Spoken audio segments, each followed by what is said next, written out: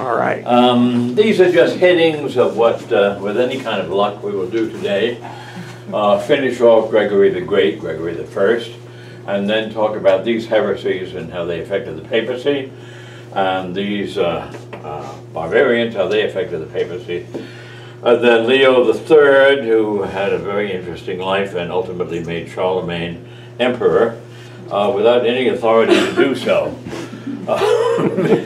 But fortunately, they came up with a document that made it all possible. They did not realize for another 1,000 years that the document was a forgery.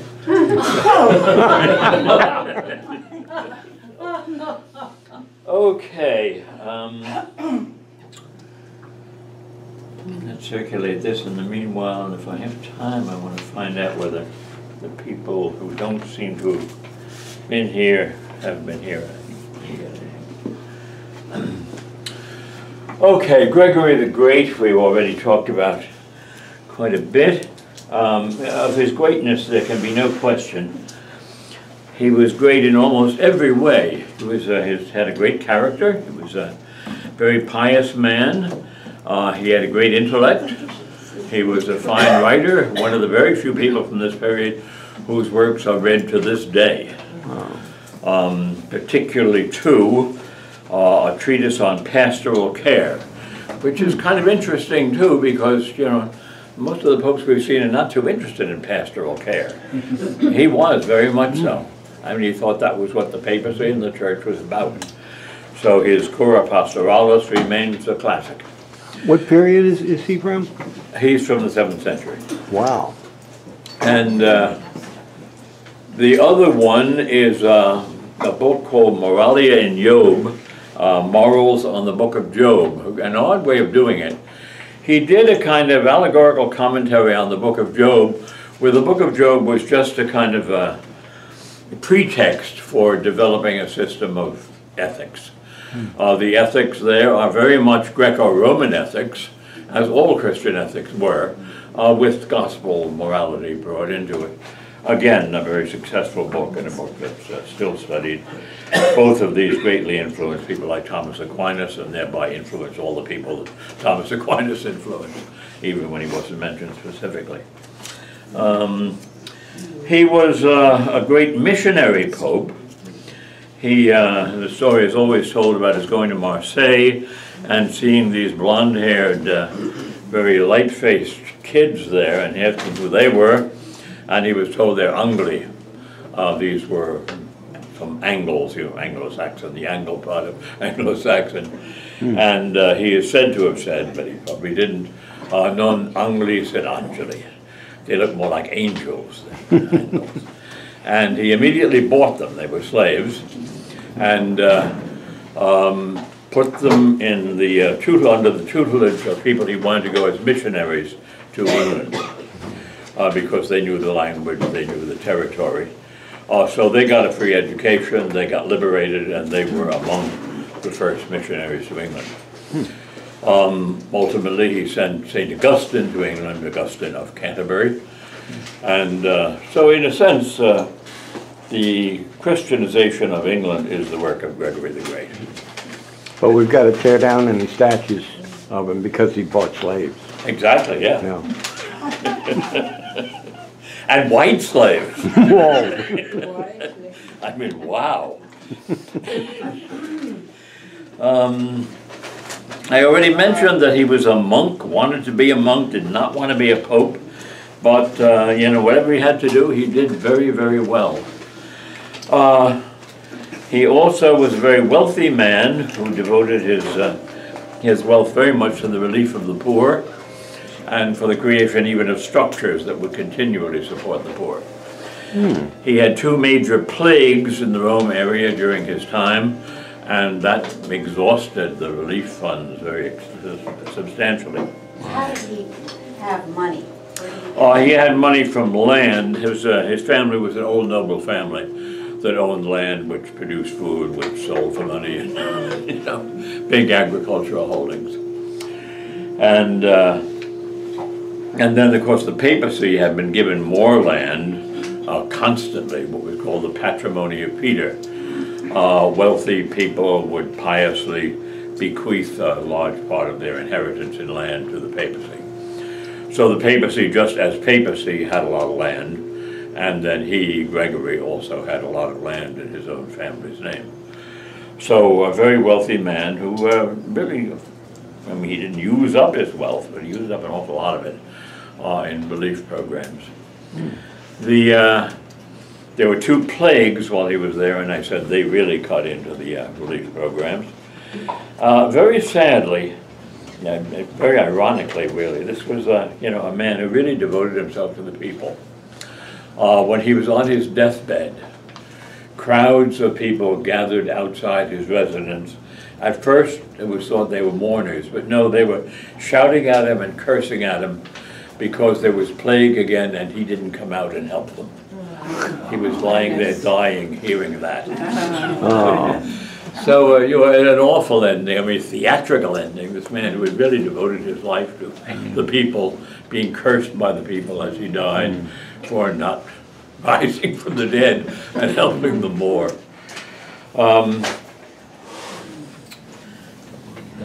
He was dying of old age or what? Old age, and he was affected by the plague as well. Oh. Wow. The plagues often went with floods of the Tiber, with all that goes with that, cholera and so on. Wow. Jim, Yes. his, the Gregorian calendar, he was, is he responsible for that, or No. did he have a school? No, that's a later Gregory. We'll get to him. Oh. Yeah. Okay. Nor is he responsible for Gregorian chant. It's often been associated with him. He was a big believer in church music, and that music was good for people, good for worship, good for religion. And he did encourage monastic musicians to develop a chant that could be used in the monasteries. And out of that came Gregorian chant, but he didn't do it. It came about quite a while after he had died, but it was named for him.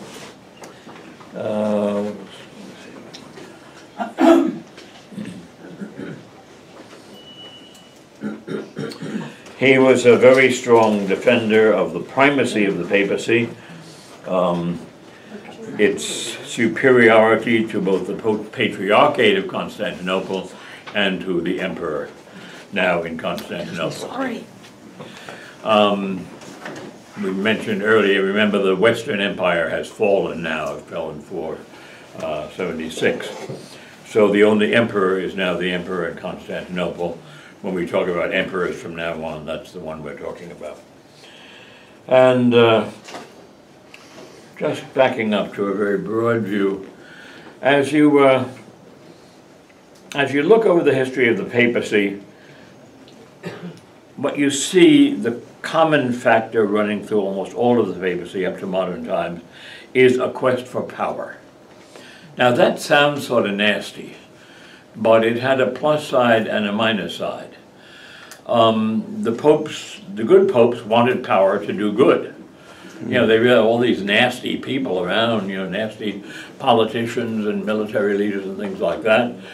They wanted power to overcome these forces of badness and do something good. The bad popes wanted power to enrich their families. But it's a power struggle all the time. And therefore a great emphasis on the primacy of the papacy. That emphasis comes from both the bad popes and from the good popes. And I think without developing that further, you can see the point. However, looking back on it now from the standpoint of kind of political philosophy, you can see what this quest for power leads to if it works. And what it leads to is absolute monarchy. And that's what we have. We have nice popes now, but they are absolute monarchs. In theory and in law, the Pope can do whatever he wants. The Pope is not subject to canon law. He is not subject to the cardinals. He's not subject to the bishops, and he's certainly not subject to the laity. The trouble with absolute monarchy is an absolute monarch can do an awful lot of good by just, telling all the bad guys to shut up and go away. I'm doing it, and doing it. But somebody's going to come next. He has the same position. He has the same authority. And he may be a moral reprobate. And this happened again and again and again and again. You saw a pope seeking power to do good, followed by a pope inheriting that power and trying to augment it to do, I wouldn't say to do evil as such, but to enrich himself and his family, basically. And it's, you know, in political philosophy, it's the problem with absolute monarchy. Absolute hereditary monarchy, you never know what you'll have next. Our lifetime, the lifetime of everybody here, I've just been reliably informed that I'm the third oldest person here, which makes me feel quite useful. But the lifetimes of all of us here have been, you know, accompanied by, you know, pretty good popes. You know, they did things you might object to and so on. They were all, you know, eminently decent people trying to do the right thing and doing a lot of right things. But before that, and not long before that, there were a lot of very different kinds of popes. And we're seeing a lot of that now. And one thing with this course, too, is popes who just kind of, you know, didn't do anything spectacular. Spectacularly bad or spectacularly good, just kind of did the job from day to day. It's kind of like, you know, CNN, they're not news. So there were a lot of, you know, perfectly decent popes who did not make history because they didn't do anything historic. They just did the job. And, you know, there's not really any way to, you know, put the limelight on them. But, you know, there were a lot of them. And it's important to bear that in mind. The popes who are most famous popes, undoubtedly, in the modern mind, are the worst popes. Because, you know, they're shockers. You know, they stick in your mind because of awful things they did and so on. Some of the good popes stand out, like Gregory the Great and so on, but not that many. There were a lot more good popes than Gregory the Great. But most of them did not have, you know, press agents. Okay.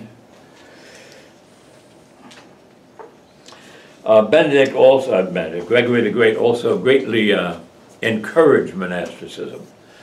A little side comment on monasticism.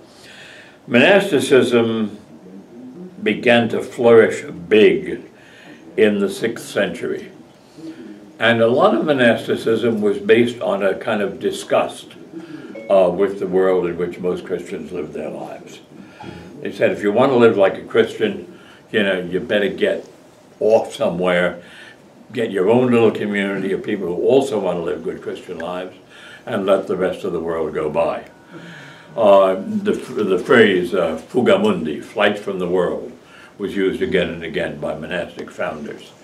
But the world was used in the sense it's used in, say, Paul's letters. You know, it means the selfish, self-seeking, kind of heartless world in which you know, they found themselves. So there was that get away from it all. And they gained great prestige for that. They were seen as people who were serious Christians.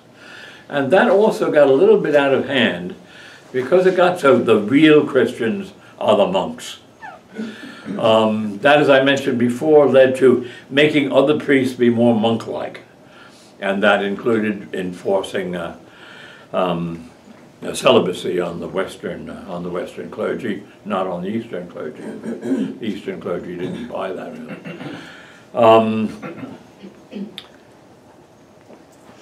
At the same time, some of the greatest popes were plucked from monasteries. You know, if you did have a group of electors who seriously were looking for a conscientious pope, that was a good place to send your scouts. And that's where they got Gregory. Gregory did not want to come. Gregory appealed to the emperor to annul his election. Interestingly, acknowledging implicitly the emperor's authority to annul the pope's election. So although he strongly insisted on the superiority of the pope to the emperor, he continued to acknowledge the emperor's right to prevent someone from being Pope without his approval. Christian monasticism, like all monasticism, underwent cycles of corruption and reform. So many you hear about the reformed somebody, you know, a religious community, a monastic community, a reformed group. That's because the group before them lapsed into various kinds of negligence. And so when somebody came along and said, we got to fix this up, and you get the reformed somebody. That's true in monasticism everywhere. Buddhist monasticism, Zoroastrian monasticism, which there was once. It just happens, and it kind of inevitably happens by the very ironic fact that the monks flee the world. They want to be good. They want to be exemplary, members of their religious community. The people admire them and applaud them and enrich them. They give them farms, they give them food, and all of a sudden monks don't have to do much of anything. Everything's coming to them, and they become increasingly, under those circumstances, you don't do any work, you just get stuff that people give you. This is a formula for corruption and venality, and as I say, it goes in a cycle over and over. There's a lot of discussion now about where monasticism is going in the modern world, including whether it's going out altogether. I don't think it's going out altogether, but that's not part of this. Okay. Anything I'm not saying about Gregory that you wish I was? Well, then let's go on to these folks. The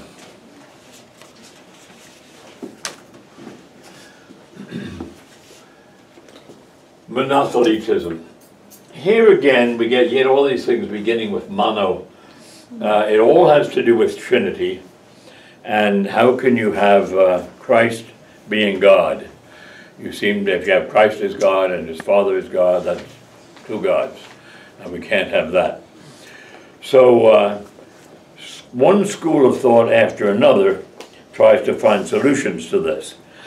We saw a number of them already. For the Arians, Christ is not God, he's godly. It might be worth, there were slogans, some of the oddest slogans ever. The Arians and the anti-Arians became bitter enemies. I mean, sometimes murderous enemies. Which again, I think, gives you thought, what are they murdering one another about? These are two different theories, really. But they did murder one another about them, and influenced whole segments of the world which went to war over these things. The Arians had a slogan, and the anti-Arians had another slogan, and if you're not careful, they sound like the same slogan, because they're in Greek. The Arian slogan was "Ein patahata uk ein." The anti-Arian slogan was "Uk ein patahata uk ein." So it's that little "uk" in the beginning that does it. And they shouted these things. I mean, like crowds at a game and so on. You had to catch that "uk" to know which side you were on. But this is a thing. Ein. That means there was.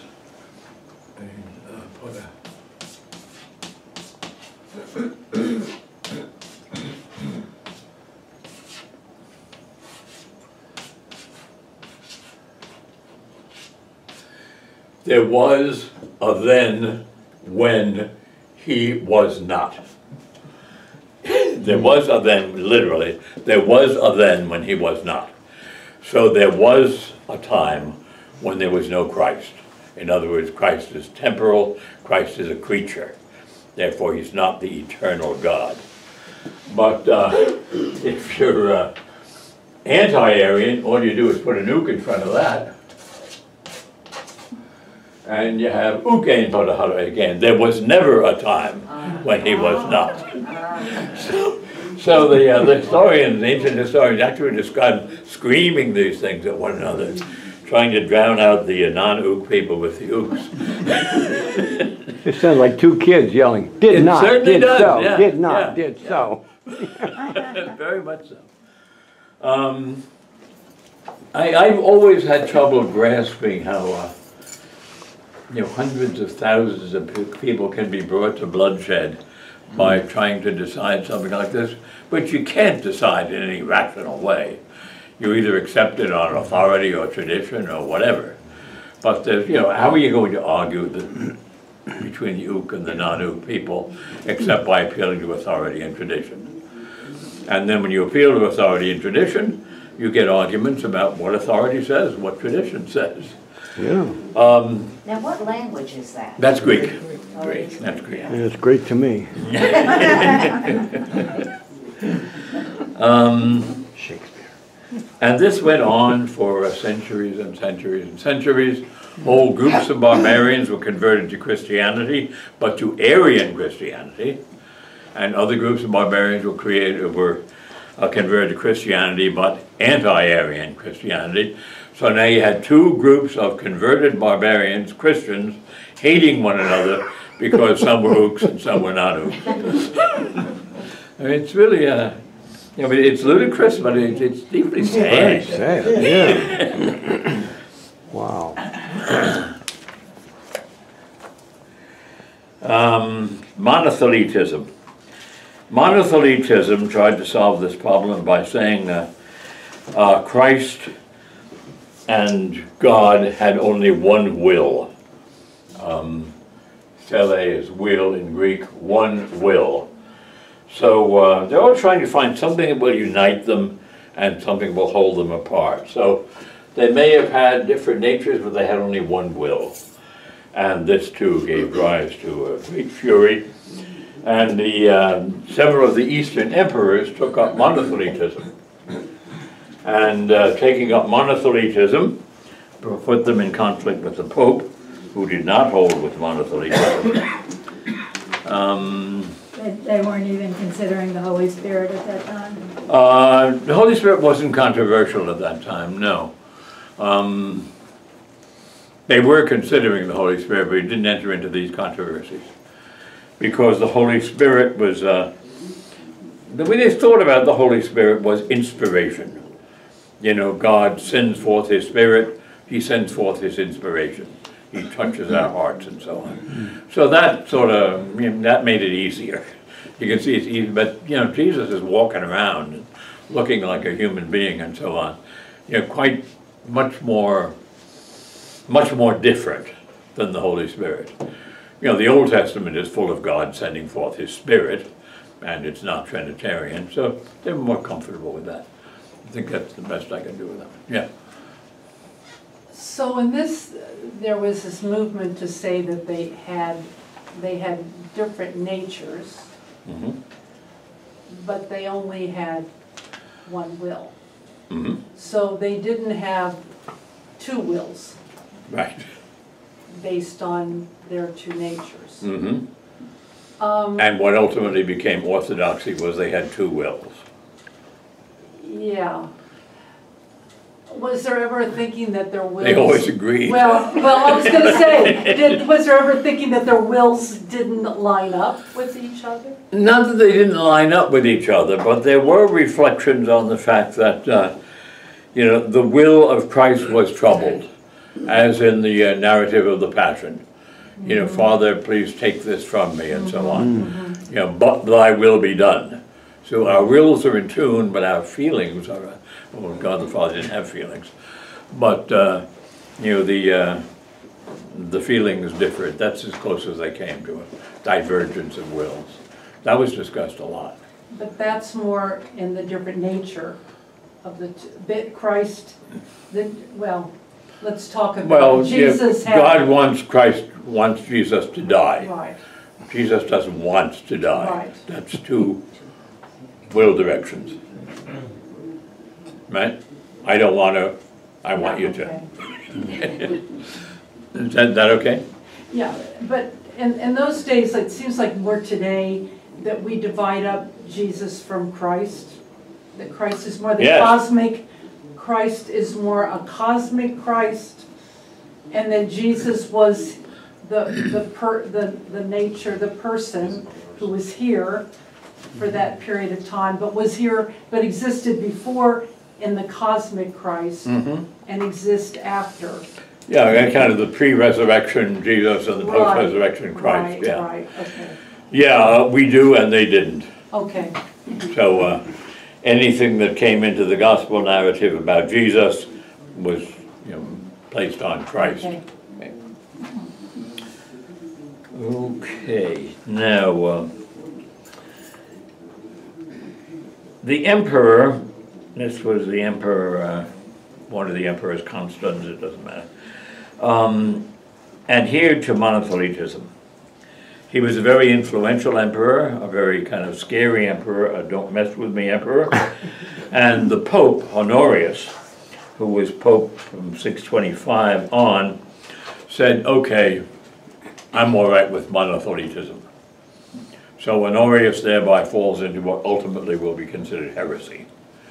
He went because he was scared of the emperor, basically. Keep the peace, keep my peace. And so Honorius is, technically speaking, a heretic if you accept the ultimate decisions about what was orthodoxy. The emperor successor, the next emperor, was sick of all this. And he said, it may not be discussed. I forbid any further discussion about monothelitism and anti-monothelitism. Which sounds to me like probably what I would have done. Just shut up, do something useful. But no, the Pope said the emperor can't tell us we can't discuss, a matter of theology, a matter of faith. So the Pope, and this was Pope Martin, said, no, I nullify the emperor's prohibition of discussion, and I condemn monothelitism, and I condemn Honorius. So a pope has condemned a pope. The emperor that Honorius was scared of, sent forces to Rome, kidnapped Pope Martin, took Martin into exile, and he never came out. He died in exile. We don't know how or why, but that was the end of Pope Martin. So there was something to be scared of. I mean, it wasn't that Honorius was just too timid. You can see what happens if you go against the emperor. Now, Jim, yes. it amazes me how it took us so long to separate church and state. And this week I watched the Martin Luther. Yeah. And the whole idea that if you were committed sin, you were a traitor against the state. Yeah. And how that took us so long for Vatican II to come and separate church and state. Yes.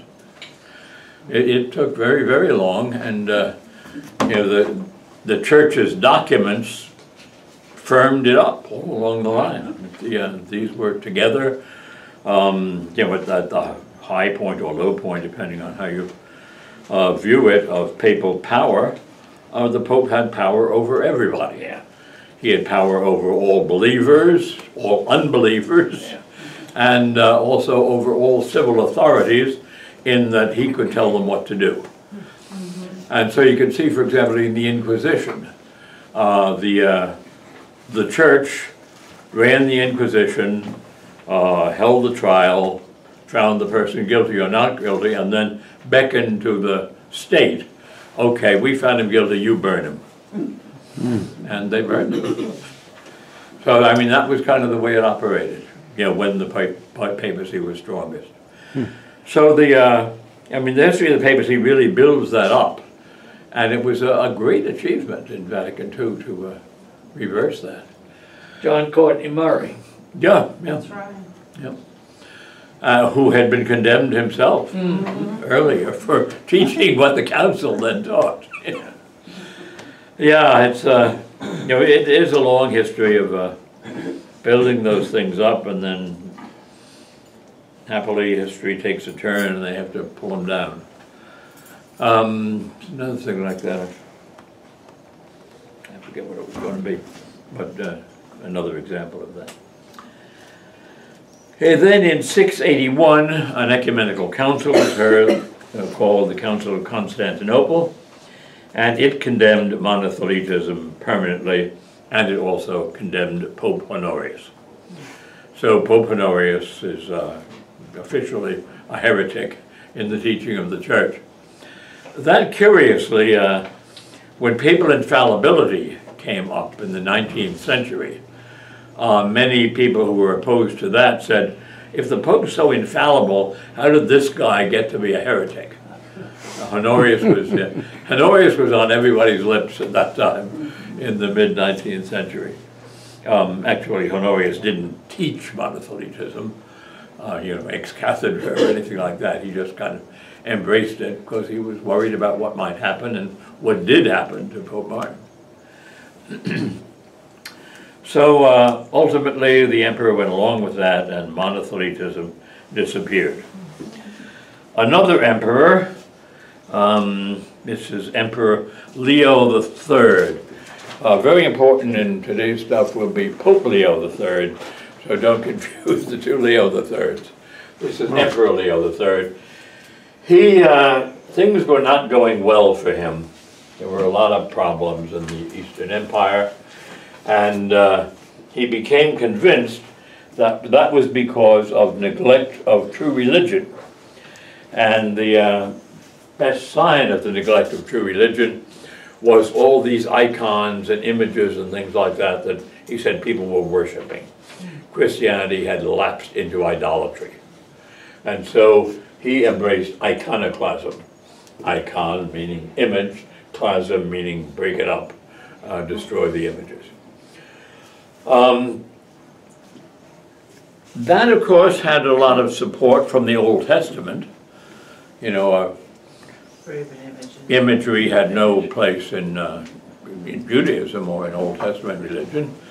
And Islam was around now, too, and Islam is also against it. And Islam was right next door to Constantinople, so they heard that, too. And so he condemned the images and sent people around tearing them down, breaking them up, etc. One of the curious cultural offshoots of this was there were great artists in the Eastern Empire. I mean, they did this church art, great stuff. And when they saw this going on, they packed up their artwork and their stuff and fled to the West, which brought all that art into the West, which had not had it before. Now, if you go to Ravenna in Italy, you can see the result of that, these magnificent icons and pictures and structures and so on, all brought from the East to the West because of iconoclasm. This again was a big question, and there were many people, perfectly decent people on both sides, but it was ultimately rejected by the Third Council of Nicaea. So iconoclasm, like monothelitism, came and went, but caused a lot of trouble in the process.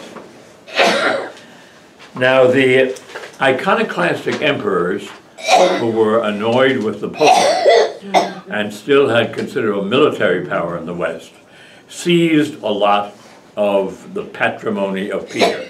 All these lands and things had been given to the Pope by wealthy families as tribute. So the Pope found his holdings reduced by this. And that was very upsetting to him because, the holdings were, on the good side, these holdings were the source of relief work for the poor and things like that. But on the bad side, they were also sources of revenue for, greedy papal families.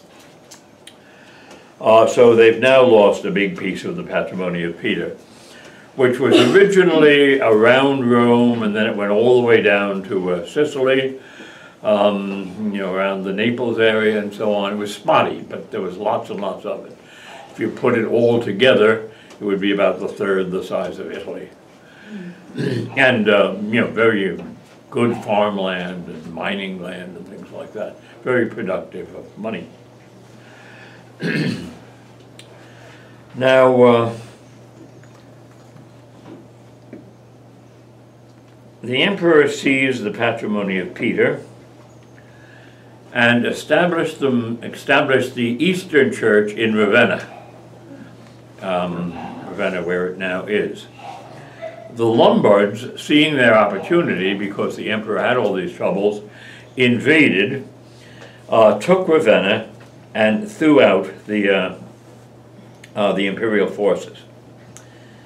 And that caused new kinds of trouble, because the Lombards were now in Italy. They held Ravenna, a very wealthy city, and they threatened to attack, besiege, and sack Rome. The only resource Rome had initially was to bribe them. We'll keep giving you money if you'll just not knock down our walls and destroy our city. So they did that for some time. And meanwhile, the solution of this problem was developing over in what is now France. The Carolingian Franks were basically running things among the Franks. But they did not have the king of the Franks. The Merovingians, another tribe, had the kingship of the Franks. So the king of the Franks was king, but he wasn't doing much. The Carolingian Franks were doing everything and did not have the kingship. They decided to appeal. They had been converted to Christianity. They decided to appeal to the Pope. You know, what do we do about this? And Pope Zachary 741, he comes in. Pope Zachary saw his opportunity. He needed a protector. These were powerful people. Make them happy, and maybe they'll take care of the Lombards for you. So he told the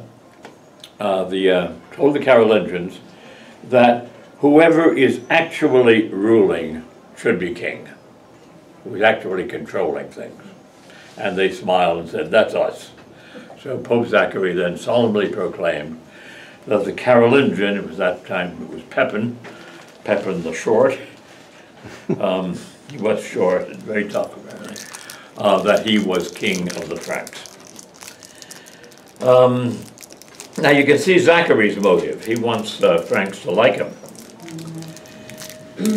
Pope Stephen in 752, right after Pope Zachary, has the same idea, and he invites Pepin to Rome, treats him very, very well, and pleases Pepin enormously, and Pepin promises, I'll get rid of the Lombards for you. And not only that, but I will give you back the patrimony of Peter and 3 times as much. So this is a happy day for the papacy. They're going to get a huge, huge real estate now. That's the beginning of the Papal States. Now the Pope has a huge, a nation-sized chunk of land, mostly in Italy and lands bordering Italy. That went on for 1,100 years. And the results, I'd say, on the whole, were very sad. The Pope became increasingly a secular king. That was what his interest was. Till Mussolini? Till Mussolini? Till Mussolini, exactly, yeah. Mussolini. So the Papal States are there, and they become very, very important, and their importance increasingly eclipses other things. Now,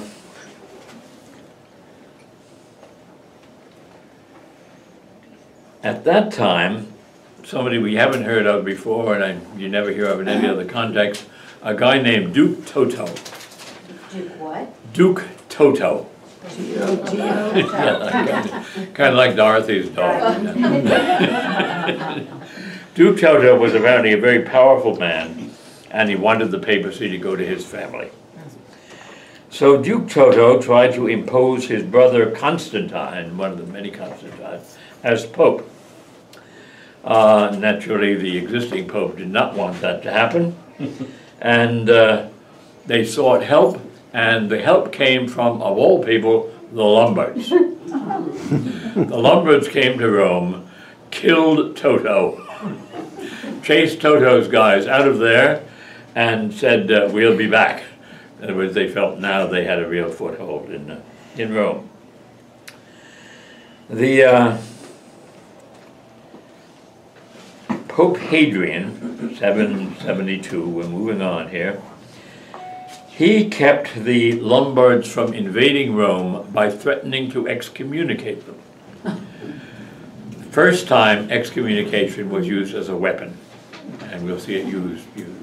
Those of you who saw the Luther thing saw it being used there. It will be used from now on, and it worked. And that was the 1700s? The Lombards backed off. That was the 8th century. 8th century. Yeah. They backed off, but clearly not for long. But long enough to try to do something about this.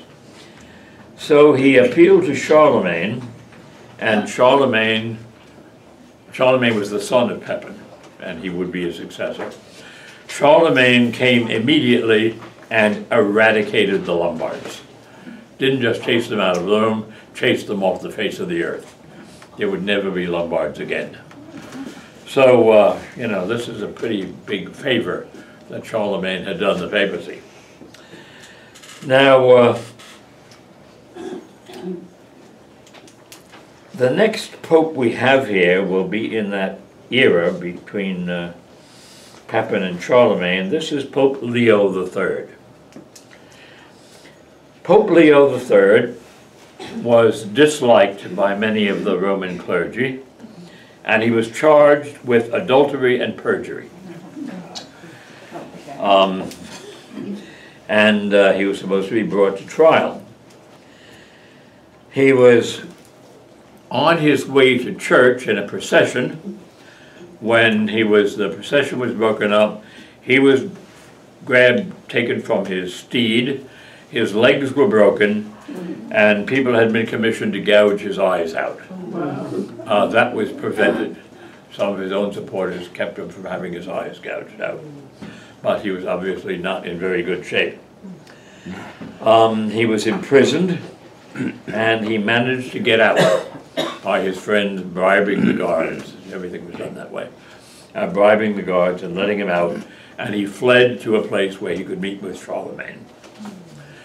He met with Charlemagne, and Charlemagne already had reports about all of this, and he told him about his terrible plight. And Charlemagne, incidentally, it's not a course on Charlemagne, but I think Charlemagne was a really great man. I mean, in many, many, many ways. Charlemagne said, you know, okay, I'm sorry this happened, but what about these charges against you? They said, oh, those charges, what against? They're nothing. Charlemagne said, I'll send an investigating committee to Rome to look into the charges, and I will go myself to verify the results. So he's quite serious about this. I mean, he has real, you know, kind of a Mueller investigation going on there. So his guys go to Rome, they investigate the charges very carefully. Their reputation is perfect. They come back and report confidentially to Charlemagne, and Charlemagne announces their report is that the charges are fully founded, that he was indeed a multiple adulterer and a multiple perjurer. And so he must be condemned. Then the clergy of Rome rise up and say, but remember, according to our law, the Pope judges all and can be judged by none. Remember I put that slogan up before. So he can't be judged. What do we do then? Charlemagne talks to Leo. And Leo says, okay, I'll tell you what. I will publicly acknowledge my sins, I will repent, and I will make a firm promise of reformation. Charlemagne says, I think that will do it. And so he is reinstalled as Pope, but a disgraced Pope, and obviously not a greatly admired Pope.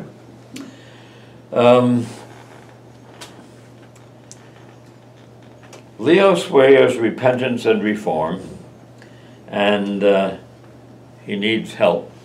He got it from Charlemagne. He wants more from Charlemagne. He wants to guarantee it. And so in the famous year 800, one of the very few dates that really would be good to know,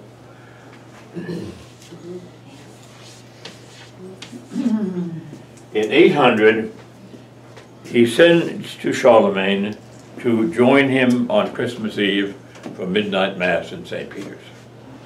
And Charlemagne knows this is going to be a big deal. So he brings Charlemagne to Rome, and at mass in St. Peter's, the mass is celebrated, and then Charlemagne pretended to be surprised. Quite, he wasn't, it was all staged. The Pope remained in the sanctuary and called Charlemagne up. They brought in a throne. Charlemagne was seated on the throne. The Pope gestured to his altar boy, who brought this enormous gold crown, and he put it on his head and said, "You are now Holy Roman Emperor." Charlemagne said, "Thank you very much." The Pope knelt down and kissed Charlemagne's feet and asked his blessing. So this is a total humiliation of the Pope to Charlemagne, but Charlemagne, it looks like Charlemagne is in charge now. Now here again, we're running out of time. Here again we'll have what I mentioned before. Charlemagne, I think, was very, very admirable, one of the great world leaders. He set up the first real educational center in Christian Europe, in his own place, in what is either Aix-en-Provence if you're French, or Aachen if you're German. It's the same place. His tomb is there now, his church is there. He himself was illiterate but very bright, and so he had people read to him all kinds of things and got very educated without ever becoming literate. He got Alcuin, who was a monk from England, a very great scholar, to come and kind of be Minister of Education at Aachen. And he said, "My first task is to see to it that we do not have uneducated clergy." He said, "We're surrounded by clergy who don't know anything. And therefore they're susceptible to all kinds of influences. We need an educated clergy. And we also need educated people. By people, of course, at that time, he meant nobility, upper class people. This was not going to be education for the plowboy or anything like that. So he set up this educational center in Aachen, and it generated great numbers of really quite outstanding scholars, artists, musicians. This was the first Renaissance in Europe. It was based on the classics. Everybody was doing Latin and Greek mostly, Greek and Latin, and that included mathematics and natural history and all those things that went with it. So long before you had what we generally think of as the Renaissance, we had one there. And it spread wherever the influence of that regime went until that regime itself went. And that brings us back to what we were saying before. Charlemagne could not live forever, and when he died he had two sons, and neither of them was a Charlemagne. The successors were not very admirable. The educational center lasted for a long time, and even when it finally kind of crumbled, it moved elsewhere. I mean, these were scholars, they could go somewhere else. And many of the places they went were the places where universities would arise later on. But Charlemagne, no. Charlemagne disappeared, and his successors came along, and his successors were, first of all, divided religiously. Arianism comes back again. We get one Arian son and one non-Arian son, and they're in conflict with one another. And they have a very different attitude towards the papacy from Charlemagne's. They want to run things. They want to tell popes what to do. And so conflict between Charlemagne and his sons. between Charlemagne's sons and the papacy will go on for some time. And that will bring us into this era between Charlemagne and, well, between Charlemagne and what? Between Charlemagne and, I guess, Gregory VII, which is an era full of horrors. I mean, this is the nadir of the papacy. There's violence, there's venality, there's fraud, there's all kinds of awful things going on. Again, punctuated by, you know, good popes trying to do a good job and finding it just impossible in these circumstances. As I say, you know, we don't know much about them because they were overshadowed by all this nastiness. We'll come back and do this more carefully next time. We only have 5 more minutes. But during part of this time, an era was developed in which one family in Rome, one family outside of Rome, in Tusculum, if you know the area around Rome, Tusculum is about an hour's drive from Rome. It's up in the wine-producing country in the Campania. The Theophylacts. They were Greeks? The name is Greek, but they were Italian.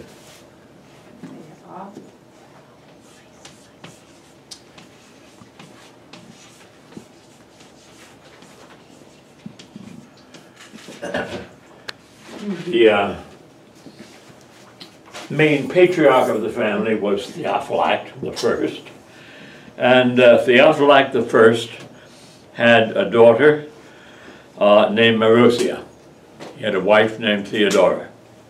Both Marozia and Theodora were, I mean, there's no other way to put it, and this is the way the historians put it, political prostitutes. They were, you know, wives of a very wealthy, powerful man who didn't mind this. I mean, they were doing things for him by their prostitution. And Do you mean literal prostitution or like prostitution for favors? prostitution for favors. Okay. Yeah. That phrase came in because a German historian wrote a history of this period, and he said it was the time when the political philosophy of the papacy became pornocracy. And it was kind of true. Theodora, Theophylact's wife, also did this. She slept around for favors, and whatever favors she got, Theophylact got too. So they were all okay with this. There was no sense of fidelity. The daughter of Theophylact and Theodora, Marozia, became the mistress of Pope Sergius. We'll do this again, some of it in more detail afterward because there are details involved.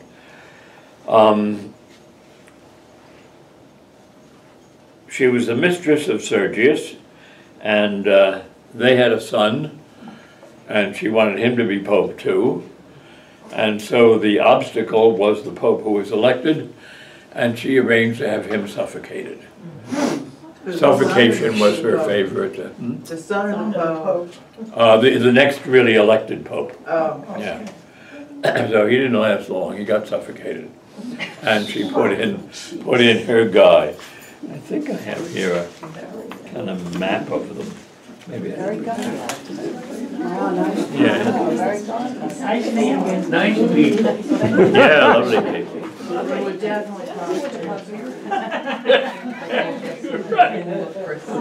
Yeah, Wikipedia has a map of the family.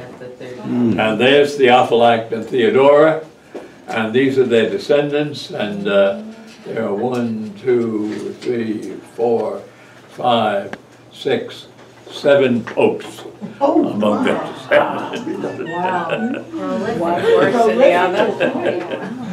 So Marozia was both active and fertile, apparently.